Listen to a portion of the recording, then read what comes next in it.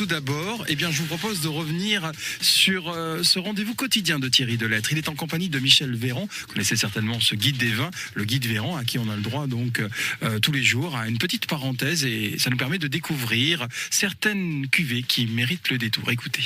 C'est une très ancienne maison de champagne qui représente l'histoire de la Champagne, installée au cœur de la Côte des Bars, une maison familiale, dirigée par Michel Drapier, qui est un porte-drapeau emblématique de la Champagne, qui d'ailleurs a fait la préface du guide Véran des Champagnes 2016, donc c'est un vrai plaisir pour moi que de présenter cette maison. D'un côté, ils sont sur la tradition, puis de l'autre côté, ils ont à cœur de créer des grands flacons, par exemple. Ils sont spécialisés dans les gros flacons qu'ils exportent un peu partout dans le monde.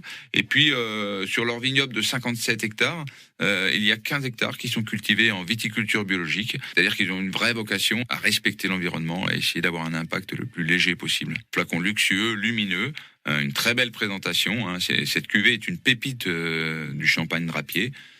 C'est un blanc de blanc qui sort de l'ordinaire, puisque la Côte des Bars et le vignoble du champagne Drapier est principalement planté de pinot noir. Alors on a un nez qui s'exprime tout de suite, qui est très épanoui, et ça c'est dû au fait que les champagnes Drapier en général et cette cuvée en particulier sont très faiblement dosés en soufre, en SO2, qui sert normalement à protéger contre l'oxydation.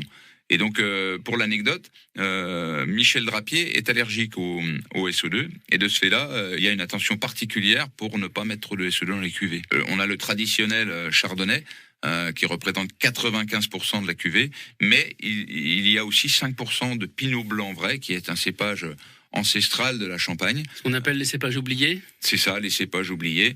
Et donc, ça donne un caractère assez particulier avec des pommes, des poires bien mûres. Ça apporte une petite touche très sympathique comme ça sur le bouquet de ce vin. L'entrée en bouche est pure, racée.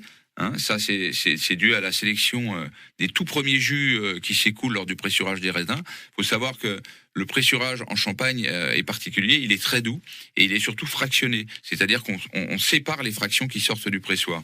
Et quand on sélectionne les premières parties, on a vraiment les jus les plus purs. Et donc c'est ce qui s'est passé là sur cette cuvée blanc de blanc signature. Ça reste très longtemps dans la bouche, y compris lorsqu'on a avalé le champagne. Et puis on a aussi des notes très agréables de fruits exotiques, très gourmandes.